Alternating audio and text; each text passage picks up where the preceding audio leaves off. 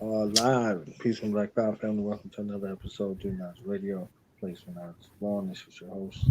And we got blessed today. We got blessed today, like they say. We got blessed today today. Okay. So, Blessed it is. blessed today to That's what have in happened. the building African Senate warrior royalty. Okay, to come spend some time with us, to come lace us with some game. Who've been watching this empowerment series begin from its inception at the start of September, and as we get the chance to get closer to closing this month out, we enlisted to help aid and assistance of this warrior poetess who is here to give us the real deal on the realer dealest day in the world, George Jackson Day.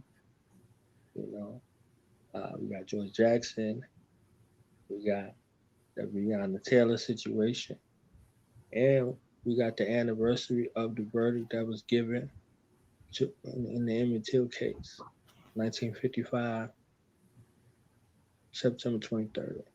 So we got 1955, we got 2020, and we got our warrior sister, African royalty in the building, Sista Tria. This is like Whirlwind Wednesday. I'm gonna say it all over again. Whirlwind Wednesday with Sista Tria. Yeah. Listen, we're gonna get Whirlwind Wednesdays going soon. It's hard. It's a lot on my plates. It just is. I can't even listen. Work, mandatory OT, school. Then my daughter. Like, it's a lot going on. But we're gonna get Whirlwind Wednesdays up off the ground. I'm brainstorm. And so, how you doing today? Give me some more. You look tired. I'm good. I am good. Look, they checking in. Look, you see that? You know what I'm saying? Black guys just He's bring the you Black back Power family. just like that. Just bring you back from the dead. Like, boom. Okay. So we got this Black Goddess Empowerment series that you've been seeing throughout the course of the month. Mm-hmm. Okay. And I am so glad that you was here. Okay, because that has been a roller coaster.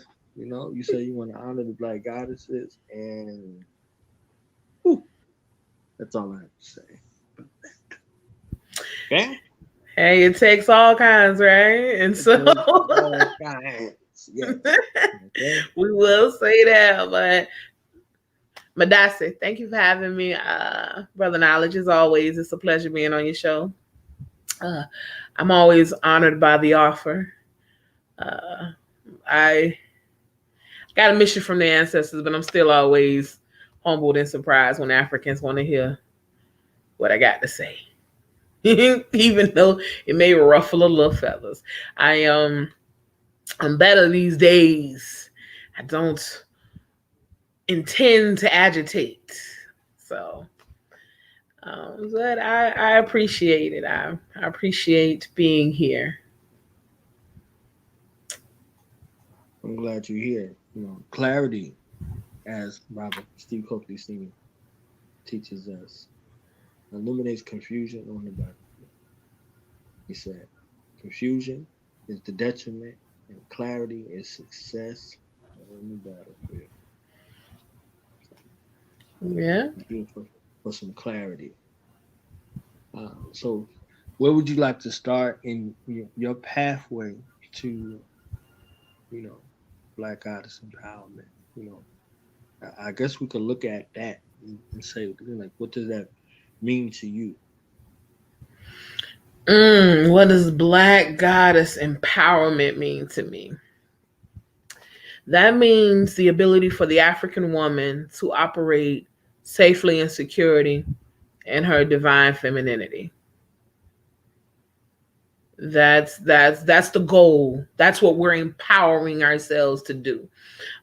Nothing less, nothing other, no additives or preservatives, Nobody's definition can be similar. No other group of people have something similar at their core. No other group of people can assist in that empowerment. No other people are necessary for that empowerment. The elevation of the Black woman is the job of the Black man and the Black woman, because we elevate one another. So Black goddess empowerment to me is just that. Break it down. The Black, the gods, the S in our empowerment. So it's all us. So get into the next level. Our level. Over here sharing us, because if you are watching this, I hope you are sharing this on your social media platforms as well. Good people, get the word out. We got something to say this evening. The world is crazy. The world is crazy. And Limps McGee just walked on in here. I'm live, sugar. I just want my iPhone. I don't have them. They're increased. Or I lost them. I don't know in the car. She wants AirPods because that's what you interrupted a show for. That your mom's a guest on for AirPods. Right. That was beautiful. That was velvet, okay? Because that's apropos to the conversation, you know. So I guess my first question is, this Breonna Taylor situation, and that, you know, many people had band together and was looking for something different, looking for something unlike, looking for something other than I definitely want to hear your thoughts in regards to that. Well, they weren't looking for something different. What they're looking for is what they've always been looking for, right? We continuously keep looking for a change of character. We keep looking for the day when we've marched our way, prayed our way, played our way, written our way into the hearts, conscious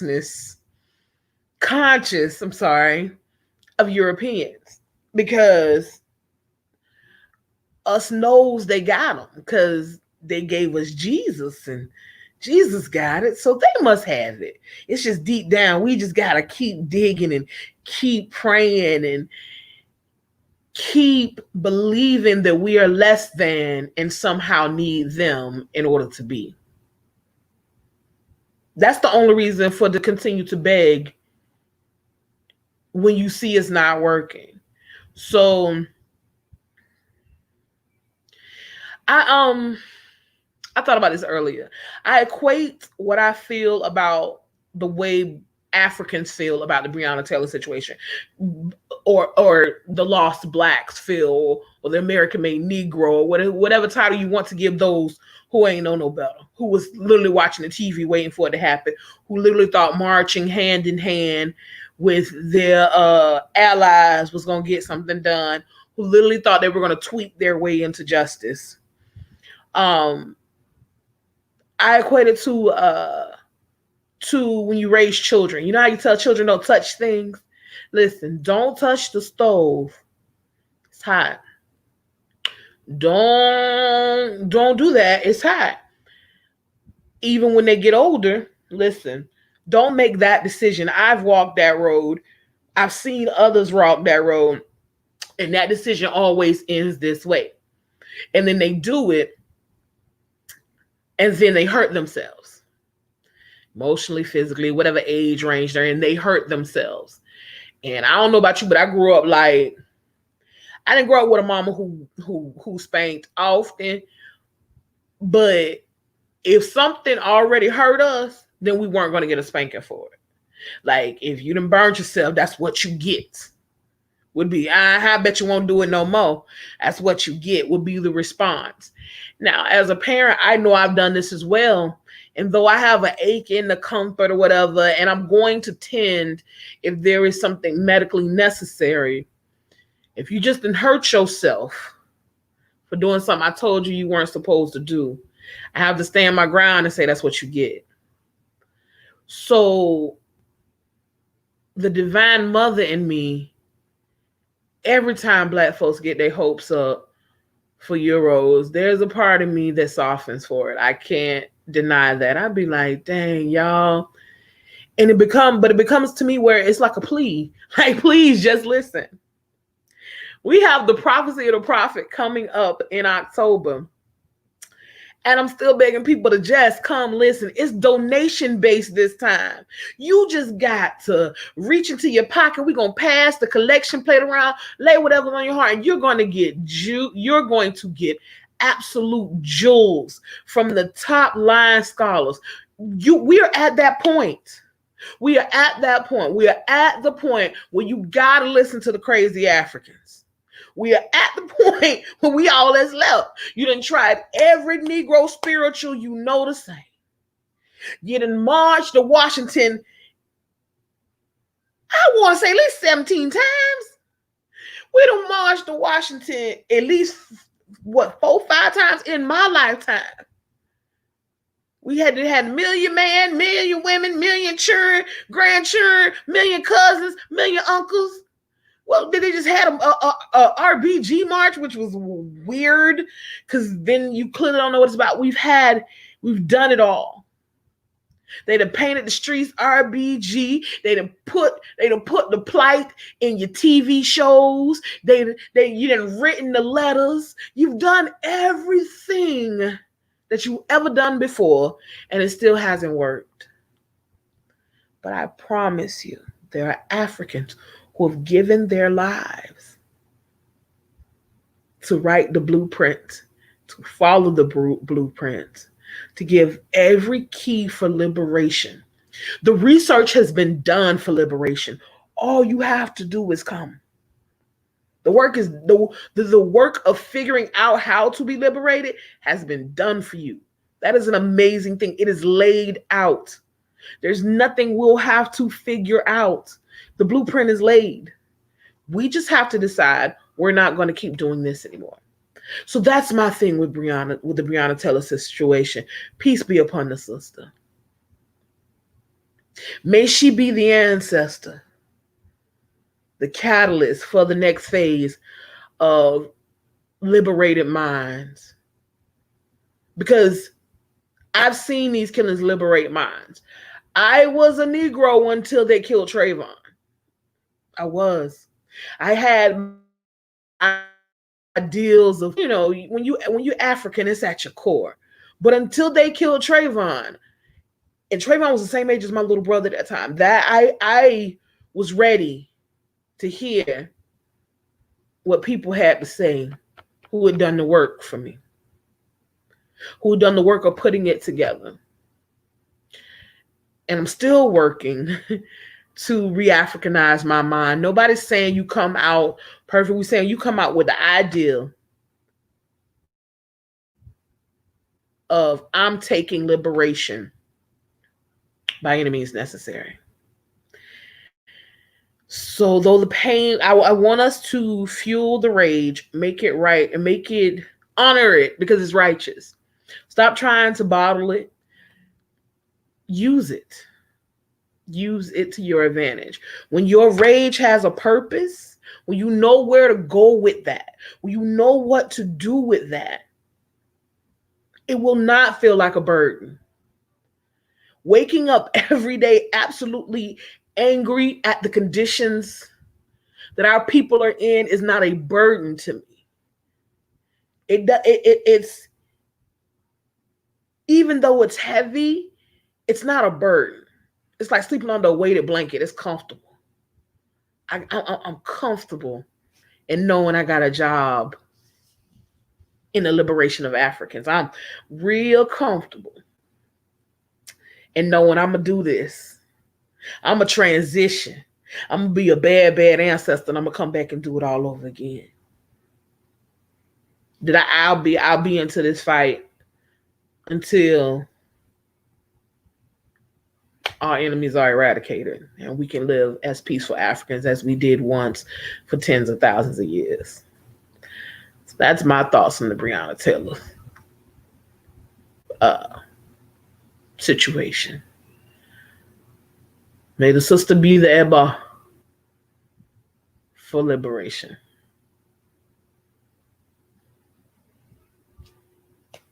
That's my thoughts on that.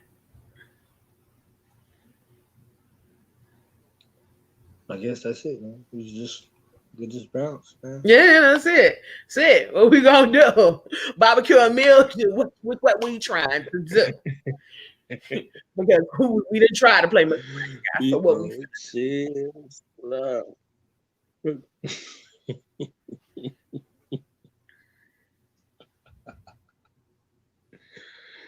Oh, man. Yeah, that's all I got. That's all I got. That's all I got. So now, what about some lessons learned you can share? You know, since we've been going from that lesson, you know, that we still got to learn. You know, what about some lessons you learned over the years that you can share? Lesson 1: we all we got, and we all we need. That's one lesson. Because some people understand the we all we got part, and they're frustrated in that ball because they feel isolated and they feel defeated because they don't understand that we are all we need. Having a conversation with one of my favorite Africans just 2 days ago, my brilliant big brother, Brother Coogee. And we were talking about the white so-called Jew. And he was like, well, he said, let me ask you, when they get a nation? I was smart. So I was like 50 years ago. I knew that one. It was like, so tell me how they've been running the world for centuries. White so-called Jew has no army, has no, just recently got a piece of land. So how's been able to do it? The answer is one part, but separated. It's culture, right? They got their culture. And in their culture, they do not give a crap about anybody else. Anybody can get it. They do not care if they made a deal with the world's most powerful army today. If somebody else becomes in power tomorrow, the Jew gonna flip. And now they're gonna make their alliance with whoever they can use to be their military might. If the cash flow is in this nation, that's what they are. It amazes me. I've heard a lot of Black folk, Negroes. I've been on more than one civil rights heritage trail tour in various cities in the US. And they always talk about how Jews had businesses in the Black community because they were ostracized by the Europeans. But that's because we don't know history. They were ostracized by the Europeans because the Europeans were sick of being used by them. So they tried to contain them because they had been used. And they were like some of the first people to finance ships because slave ships, because the Jews do not care. Dr. Leonard Jeffries tells us very clear how they work. They do not care about other groups. So if we taking lessons on how you gonna survive the Eurasians, because that's one continent and they all coming for everything that's fertile, which is where we're from. How we gonna survive the Eurasian onslaught is to solidify our culture and stop caring about the politics of other groups. And the only way to stop caring about those other groups is to understand what is ours, what is distinctly African. Because we think things that we're pulling in so many directions because we think everything's distinctly African because we've been playing in it so long. Because we've been dabbling in it for so long, because we've been severed from the thing that used to be where they have put their things. We have to know what is ours. We have to know how to bring others into what is ours. And when I say others, I mean other people who look like us. The mission has to be clear. Everybody can't come. The mission has to be certain. It is for the children. Everything we build is for the children. Everything we do is for the children. First part of culture is all the children belong to us. All of our children belong to us. That means if a child has a mental suicidal parent, if they're willing to give you access to that child, that is your child. That child belongs to you. In whatever capacity you can help re-Africanize that child belongs to you. My daughter is a teenager. And she's a teenager with an atypical mother who that is, we live in this paradigm. So sometimes those ideals don't always line up. But my home, first things foremost, is always welcome to her friends as long as they aren't insane. Her African friends. When you come into my home, it is an African home, you gonna get this blacktastic work. Whether it be you waking up to hearing praises to the ancestors, whether you being in the room when there's a political meeting in the living room, whether you be in attendance for an or refeeding, so her peers come and they ask questions often. I've never had one of her peers not sit down and ask me questions. They want to know what's going on because these things call to them. We as Africans, that's another key. Those of us who get it have to wear this as obvious as possible to African eyes. Not everybody's going to see it. They're not supposed to. And I mean, others aren't supposed to. But you still have to wear this so boldly that those who are on the fence know that you are a safe space for them to be African.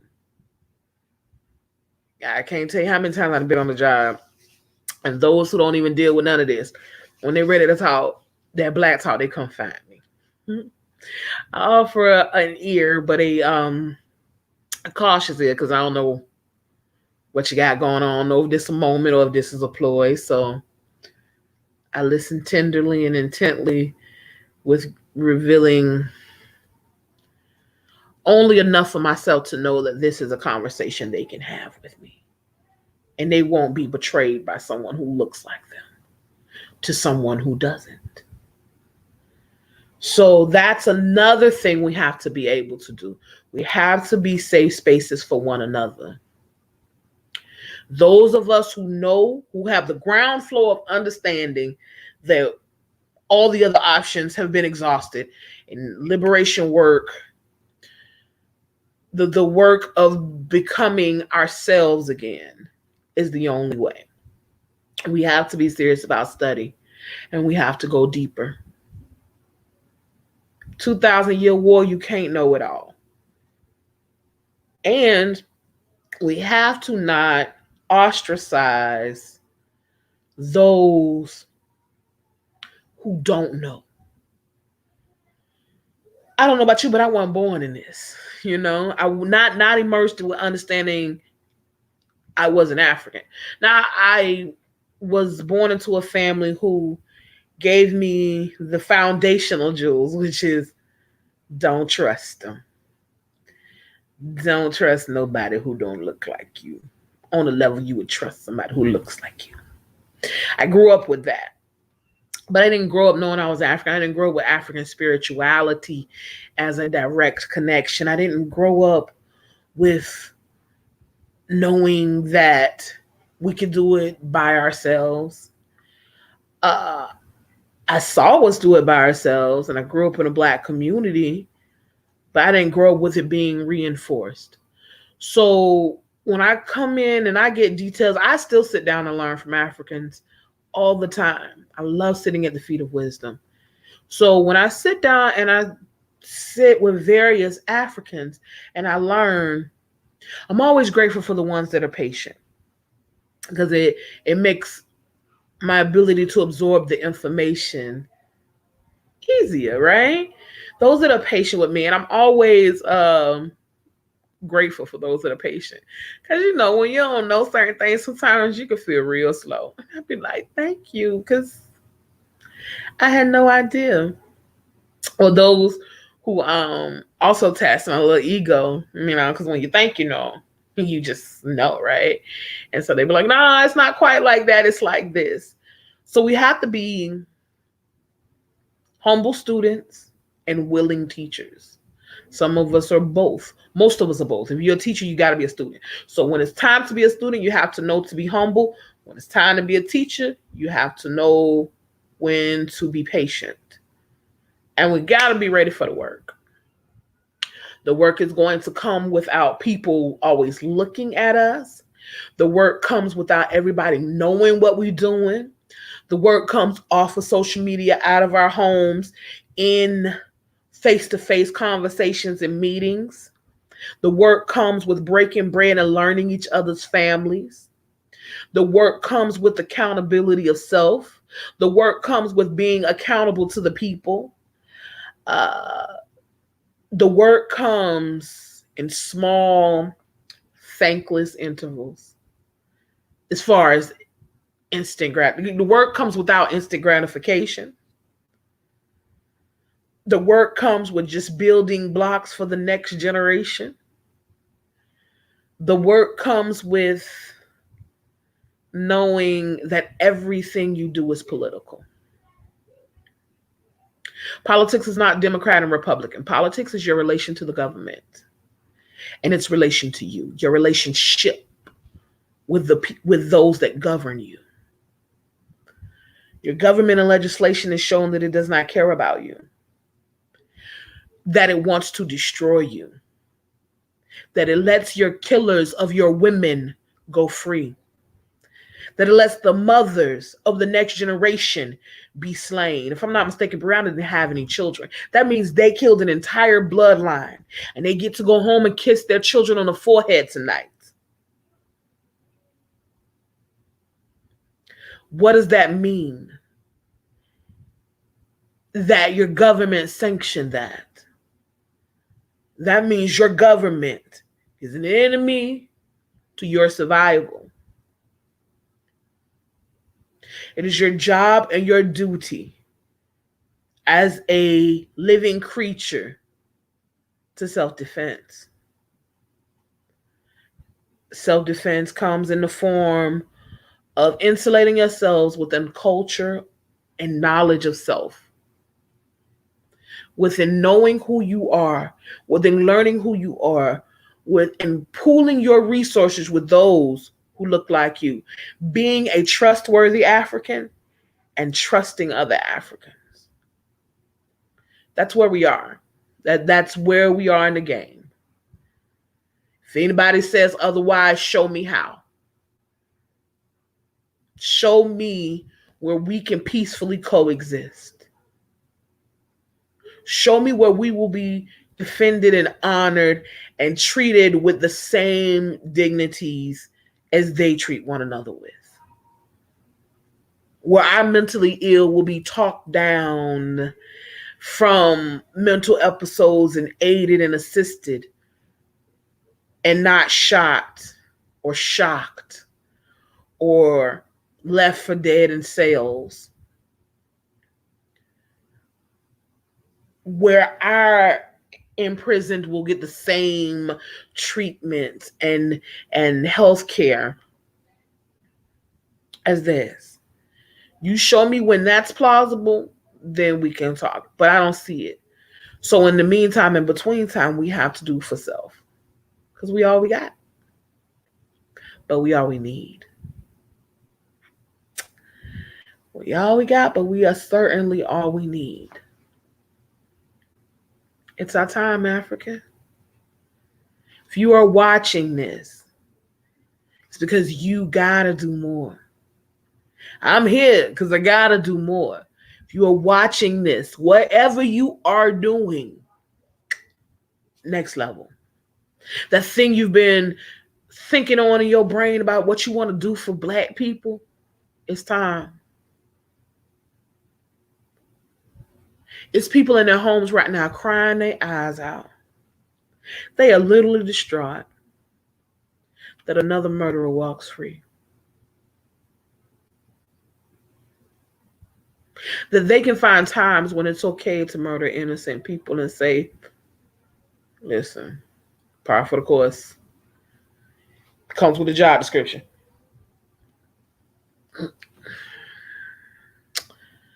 It's not the police that are corrupt. It's not the law enforcement that is corrupt. It's not the judicial system that is corrupt. The term corrupt implies that at some point it was right and exact, and something came in it and made it bad. When was it ever right and exact for you? What is the something that came in? The answer is nothing. It's never been right and exact for you. It's not corrupt. It's working at optimal efficiency. They don't want us here. There's no cotton left to pick. The prison industrial system in this country averages $77 billion a year. 5% of the world's population has 25% of the world's prison population. There are entire cities. I challenge everyone, no matter where you are, if you are in the United States, look at a map of your city. Look at a map of your state. There are entire cities. If you ever visited somebody in prison, you know there are entire cities in this country that would not exist if there were not a prison sitting in the middle of them. Well, how does that work? You know, you have the people that work directly for the prison, right? But the people that work directly for the prison got to eat. They got to get gas. They have to have homes. They have to drive cars. So then the entire economy, maybe I'm using the term wrong, but it just came to my brain, ecosystem of these various towns exist because of the prison that is there. What does that mean? With unemployment rates already fluctuating and coming out of this pandemic with less job opportunities, not more, how is the American government, first and foremost, going to take care of its primary concern? And we know we're not the primary concern. It's going to do what it's always done. It's going to feed our babies to its machine, to funnel, to feed their system.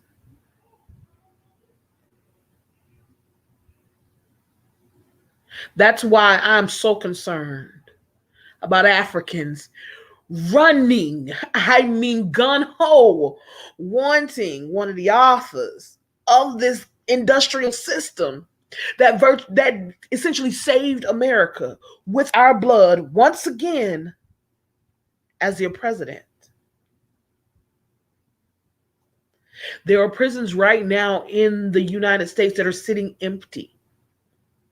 They tell you it's funding reasons or whatever. They're sitting empty because they're waiting to be filled. And I don't care who's president, he's going to fill them.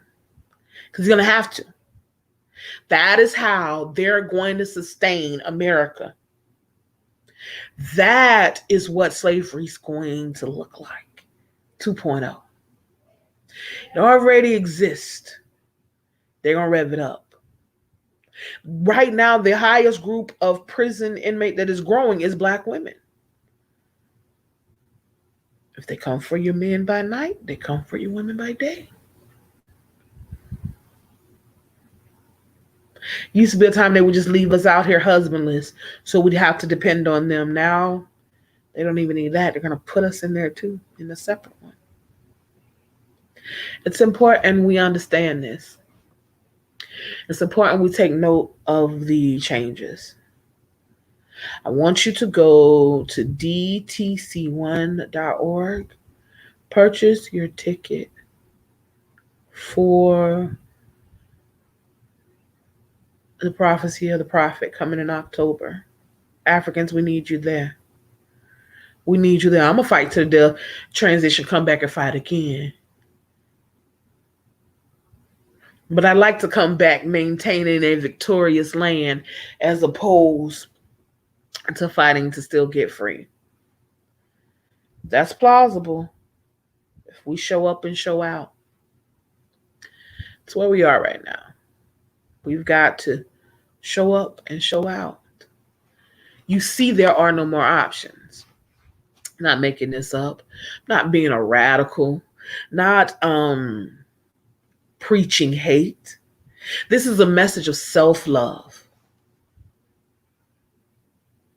to the most beautiful people the divine ever created. Love yourself enough to live. Love yourself enough to change. Love yourself enough to remember. Love yourself enough to decide that Sister Brianna gonna be the last one. Not the last bloodshed. Make no mistakes. This is a bloody war. We are being assaulted. Our blood runs loose in these streets.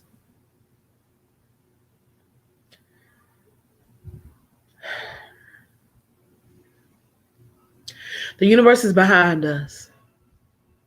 Our divine creator is behind us, beside us, within us. Our ancestors march with us. Stop saying you are not your ancestors. You are them. You are very much so your ancestors, and you owe them everything. There was Africans who risked life and limb because they believed that you would change things. You are here because somebody believed that the next generation was going to do something about it. Mothers cried out in labor pains for hours on end in agony, in fields, on dirt roads, filthy cots, battered and torn, no anesthesia to bring us into this world. Picking cotton with her swinging from her breast with the idea that we one day would be free, liberated. Mothers stripped from Africa told their children stories of home and how one day they would return. We speak with the African tongue every time. That's why we can't never get this English right and use a zip damn fool to try. We don't want it. We're trying to figure out how to talk right now. They've given us too much. The ancestors gave us all they got, and we got plenty. Everything we need to know is in our brains. We got to bring it forth. Our teachers are facilitators. They're going to teach us what we already know. They're just removing the blockages. You got to be open and you got to be ready because we ain't got nothing else. At this point, Africans, there is no choice. It's no other option.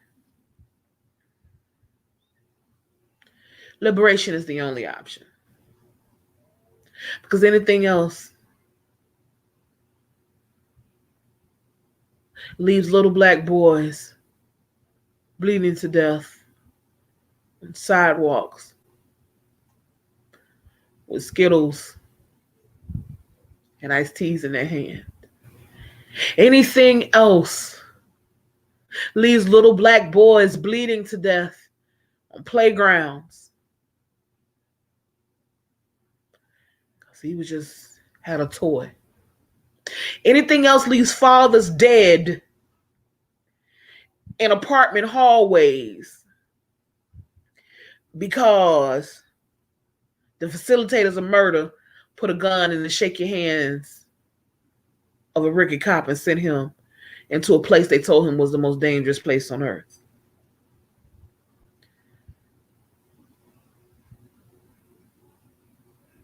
What do we do?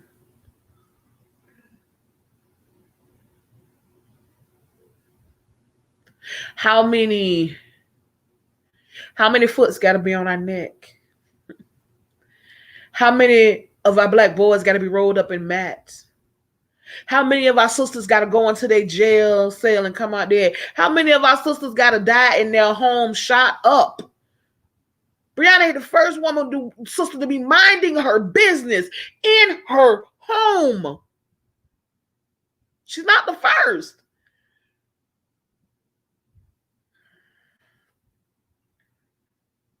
And if we don't do something about it, she will not be the last.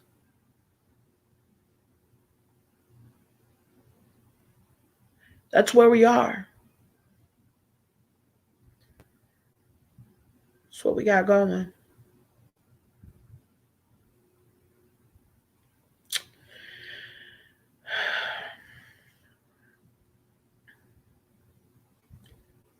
I pray for your liberation. I pray for your courage and your valor. I pray that your ancestors do not let you rest. Right now, may all the Egungun, anyone who is watching this, may your ancestors not let you rest.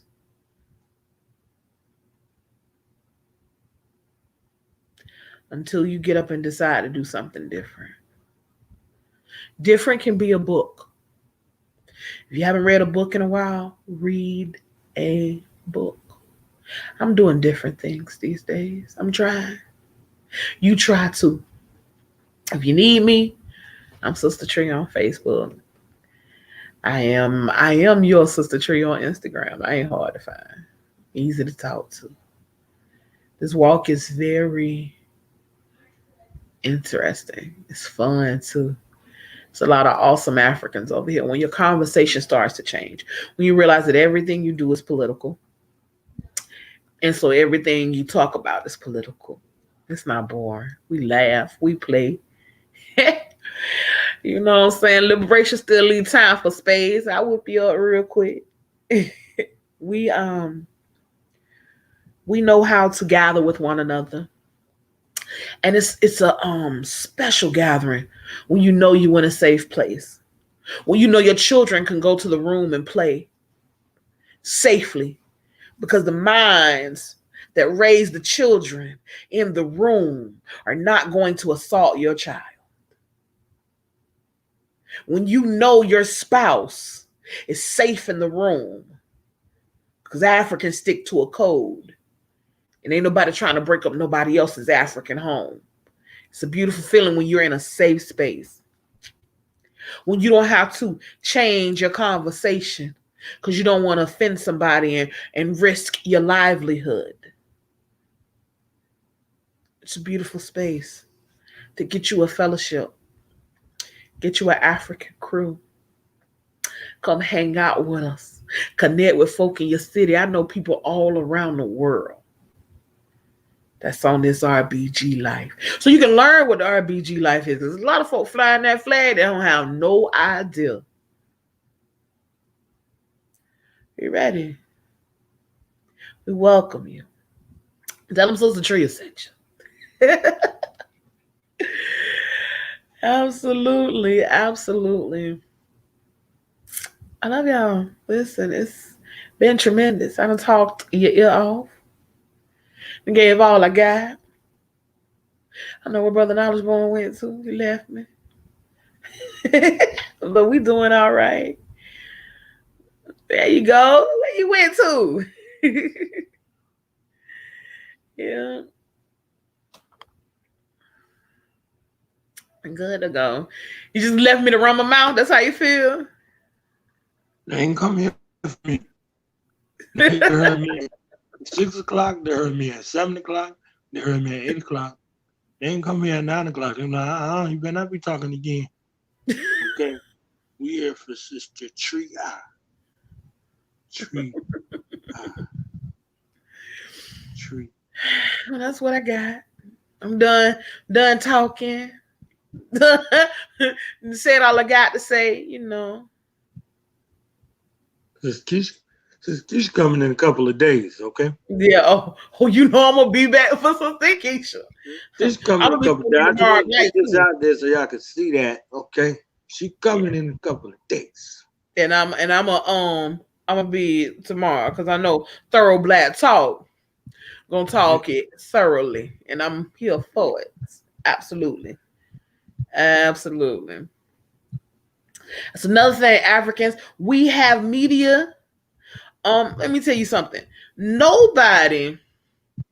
Sister Keisha do something I can't do, which is watch the news and make it plain.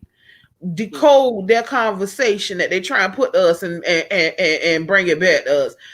I don't have the mental capacity to watch the news. I'd be fired. I'd be in jail if I watch the news every day. So there are Africans who do the work in every area. You just got to connect with them. Yeah, chill. I promise you. Everybody got a gift. The Africans I run already got 4 or 5 apiece. But the number one gift we all have is each other.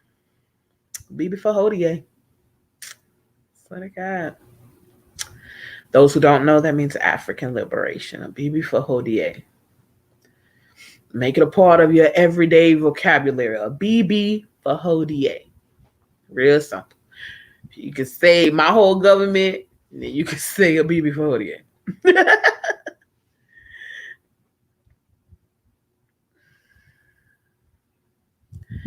I guess I'm going to deal with this around midnight, maybe like 11:30, 12 o'clock.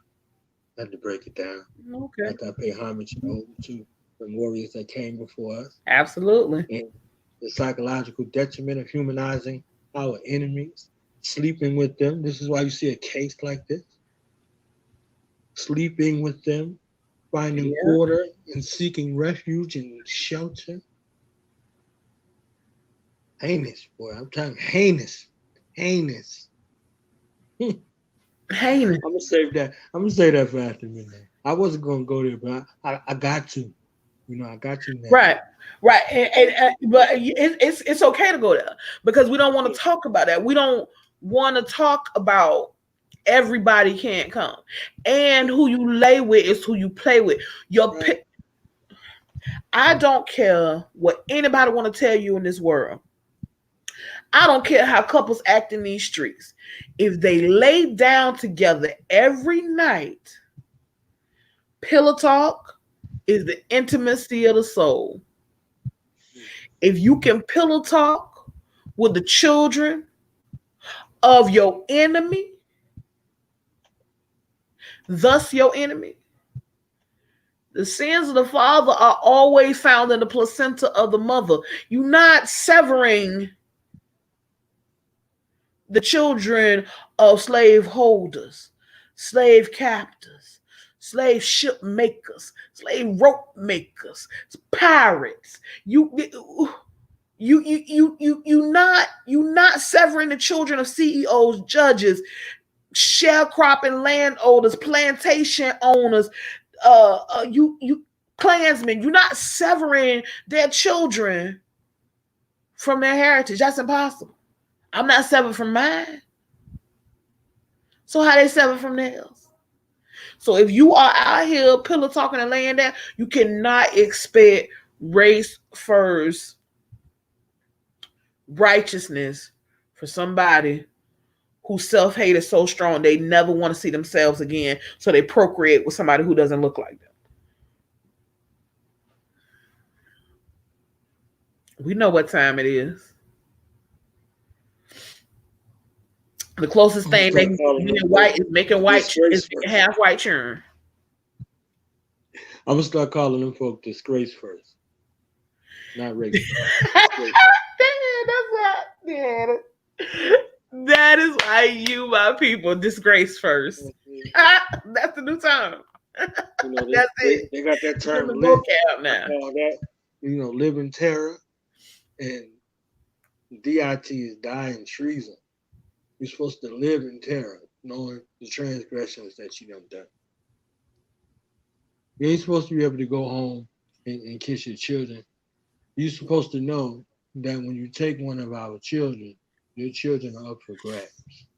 Absolutely. That's how you're supposed to live. You're supposed to live in that moment, in that transgression that you did. When you made the decision to use deadly force on a sister that was sleeping. Justice was her man. Her man was in there on what they say, on code. He was on target. He didn't even think about it. React, boom, shot. Respond, boom, shot. You understand? And while I'm speaking right now, you know, their lives are in jeopardy. You know what I'm saying? Like them uniform folk, whatever. They got addresses, they got telephone numbers. Understand what that pain feel like. And it's based off of your decision to go into the wrong house after everything was all said and done. That's what you're supposed to live with. You're supposed to come home to nothing. You understand? You're supposed to come home to nothing. That's what you're supposed to come home to. Nothing. Total darkness. Blood trails. Because that's what you left. That's what you're walking in now. That's what you chose to walk in. Yeah, that's what you're supposed to walk into. So, like, that renewed understanding don't come from everybody. There's some people who looking to use other methods. So don't come to me and ask me about any of that. Don't come to me and ask me any of that unless you're prepared to do any of that. That's how I go. Because I can guarantee you, if a person knows, even if a person knew a chicken could possibly put them in grease, they think twice before killing one. We chickens, literally, figuratively as well. We are livestock. They come in and slaughter us at will.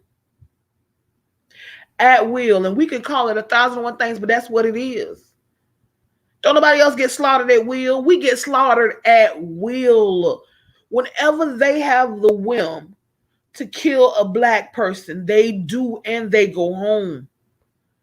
And it's not just them going home. It ain't like they shoot us and walk off and go home. They are insulated by an entire system that says it's okay and sends them home with pay.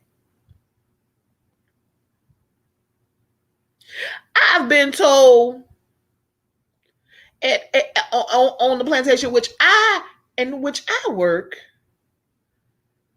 that if I leak the wrong information, it's grounds for termination. I could say the wrong thing and it's grounds for termination. So if you shoot somebody dead and get a paid vacation and then sent home with the ability to just relocate, like they do the pedophile priest, then your employer is saying it's okay. And if it's happening all over the country, then it's just not this police department or that police department. It is a understood code that it is okay to kill black folks. celebrated, it gets you a bonus to kill and kidnap Black people. Because we don't want to just talk about, I mean, death is heinous. But for every one of us dead, there's thousands of us that was kidnapped today. Being arrested is a kidnapping. The idea of resisting arrest is such a foreign thing to me. You should resist being kidnapped. Africans are kidnapped off these streets daily and thrown into jails. Kidnapped and thrown into dungeons on a daily basis. And nobody cares. Because they've even convinced other Black folks that criminals are a separate entity and that the police are so righteously exact, and that if the police are wrong, then the lawyers catch it, and if the lawyers are wrong, then the judge catches it, to the point where it is assumed that by the time you make it to their extended captivity, it must be your fault. The majority of Black people feel that way. Forget how many people have been released by the Innocence Project. How many people have had their name cleared after execution?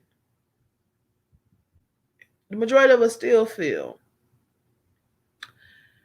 that there's no such thing as draconian sentencing. That just don't do the crime if you can't do the time.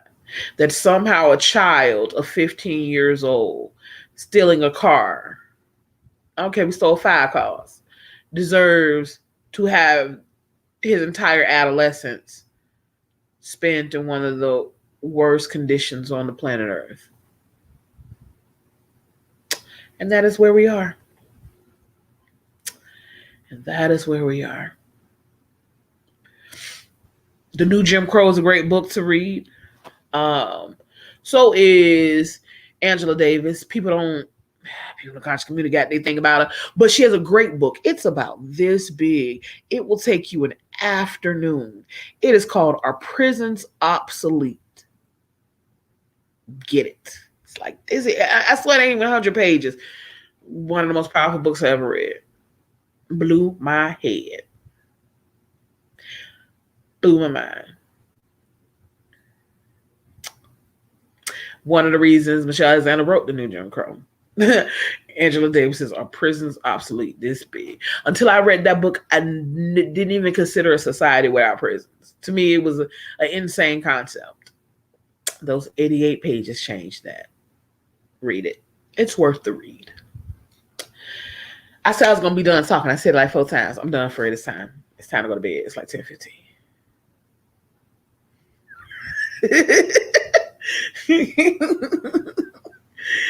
Do understand? Yeah, I'll be live in about an hour and 45 minutes. That's because you don't sleep. I guess I got to take this apart. Nobody else going to do it. They're going to do a bunch of reaction stuff, and they're going to be talking reactionary and blah, blah, blah. And they're going to be trying to separate this from that and all this other shit. Everything is separate. So you're going to pick it apart tonight at midnight? Everything is separate.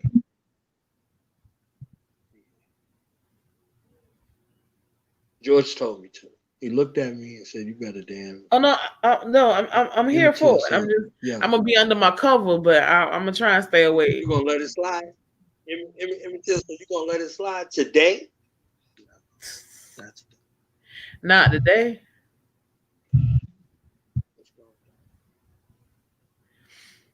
Don't look at your daughter, your sister, your wife, or your mother.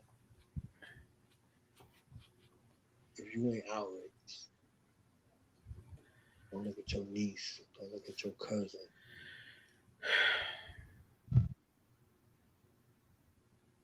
I save it for a minute. Thank you. Muito bem. Well. Coming through here and giving us some black guys. All right, yeah.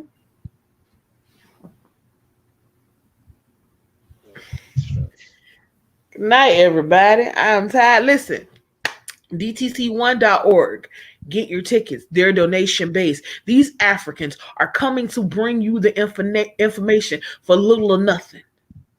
You spent more at Chipotle yesterday. I know you did. I seen you. Don't buy a burrito. Give a donation and come get priceless information. Don't leave without the contact of another African. Don't leave without the commitment that the day is going to be the day you do something different. I'm BB for Hodier.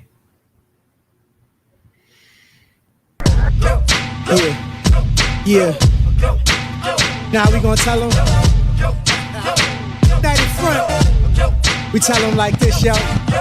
I'm an African. I'm a African. I'm an African. I'm a African. Yeah, y'all like that? No more. This man's mind is open. I'm an African. I'm a African. I'm an African. I'm a. Let's get And back that to motive the is best developed by recognizing the common enemy.